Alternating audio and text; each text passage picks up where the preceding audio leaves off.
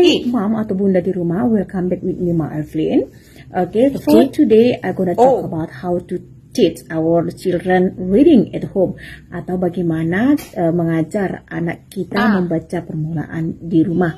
Nah, ini bunda berdasarkan pengalaman terhadap beberapa anak saya, dan yang terakhir itu Nami sekarang berusia 3 tahun, dan ini saya menggunakan yang namanya metode fonik terhadap anak saya. Nah bunda mungkin bertanya-tanya apa itu metode fonik. Nah, berdasarkan pengalaman saya terhadap anak saya yang berusia 3 tahun pada saat ini, metode fonik adalah suatu metode untuk mengajar anak kita membaca dengan mengkorelasikan bunyi dan huruf. Artinya anak kita sudah bisa membedakan huruf-huruf dengan bunyinya, dan penulisan yang berbeda juga dia sudah bisa membedakannya. Nah, menurut saya bunda, fonik adalah cara yang terbaik dan paling efisien untuk membantu anak kita belajar membaca di rumah. Ini terdengar agak susah, tetapi konsisten akan dapat membantu anak membaca permulaan di rumah. Nah, fonik juga yang saya rasakan merupakan cara terbaik untuk membantu anak-anak dalam pemahaman dasar yang kuat tentang menerjemahkan garis dan coretan terhadap kemampuan membaca. Memang susah, memang bunda, tetapi konsisten tadi atau konsisten atau kegiatan yang dilakukan terus berulang-ulang akan menjadikan pengalaman baru untuk anak di dalam menyerap informasi yang kita berikan terhadap anak itu sendiri. Nah, mengajarkan fonik kepada anak kita di rumah ini memang strategi awal di dalam bisa membaca. Nah, menurut pemahaman saya bunda, bagaimana cara mengajar fonik? Untuk mengajarkan fonik adalah dengan cara sistematis yang dimulai dari hal yang paling sederhana, kemudian menuju ke kompleks seiring dengan berjalannya waktu di dalam mengajar anak. Nah, seiring bertambahnya keterampilan anak, kita akan dapat membantu anak di dalam membaca. Nah, jangan terlalu lama memikirkan satu langkah saja.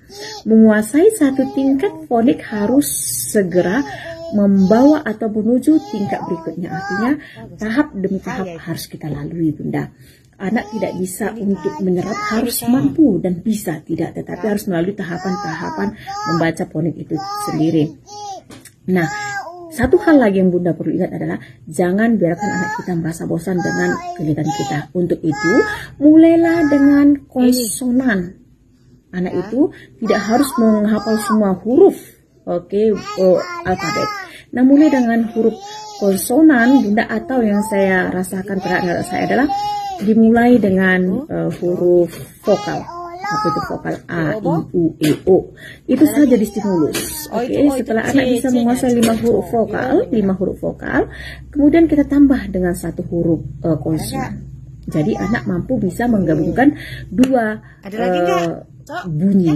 2 bunyi saja dulu.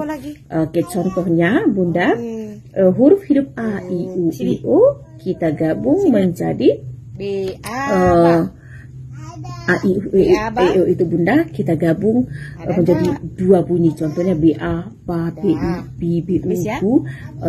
B, Ba, Bi, Bu, Be, Bo, C, A, Ca, C, I, Ci, C, O, Co, C, E, C, C, U, Cu, Ca, Ci, Cu, C, Co, dan lain sebagainya. Nah, setelah anak mampu di dalam Ba, Bi, Bu, Be, Bo, lanjut ke huruf berikutnya yaitu Ca, Ci, Cu, C, Co. Nah, kita stimulus lagi dengan 3 huruf konsonan ditambah dengan huruf vokal da, di, du, de, do. Itu saja sampai anak itu mahir.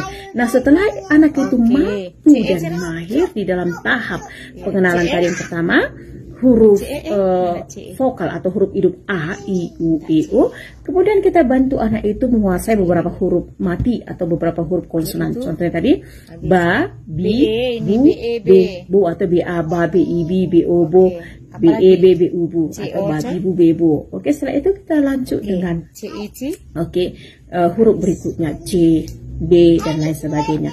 Nah, tahap berikutnya bunda yang harus diingat adalah perkenalkan anak dengan pencampuran dengan kata-kata sederhana yang terdiri dari 3 huruf. Contohnya aku, dia, Ica, Ito, dan lain sebagainya. Mempelajari beberapa huruf.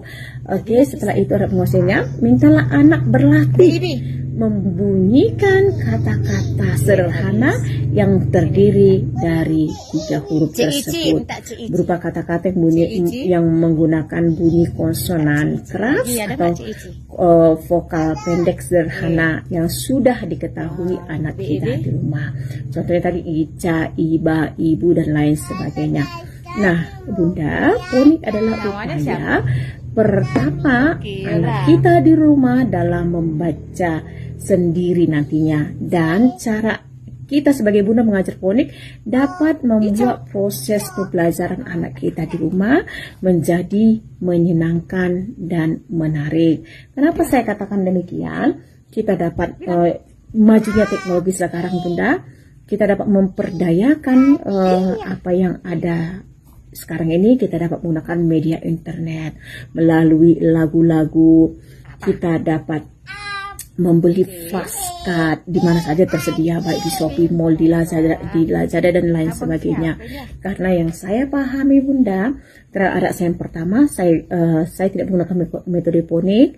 Yang kedua juga anak saya terlahir di 2012. Saya melatih juga, tetapi tidak sekonsisten si itu Rami di usia 3 tahun. Nah, artinya Bunda, pada saat itu Rami ini sudah berkembang, di sini teknologi semakin canggih. Dia lahir itu di tahapan COVID di 2019, yang notabene kita menggunakan teknologi, artinya kita menggunakan media.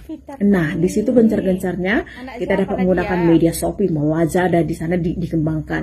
Nah, kita dapat memesan atau membeli atau memilikinya dengan gampang, tanpa harus ribet seperti saya dengan menggunakan metode-metode saya sendiri, metode media yang saya buat sendiri. Nah, itulah Bunda pengalaman saya terhadap anak saya yang ketiga. Anak saya yang pertama saya tidak menggunakan metode fonik atau metode bunyi. Anak saya yang kedua juga tidak. Nah, yang ketiga ini saya menggunakan metode fonik atau metode bunyi. Sederhana memang cara mengatakannya, tetapi prosesnya cukup panjang serta melelahkan. Tetapi Bunda jangan lihat proses panjangnya, tetapi apa yang saya nikmati sekarang dengan anak saya, dia belum bisa membaca, tetapi masih tahap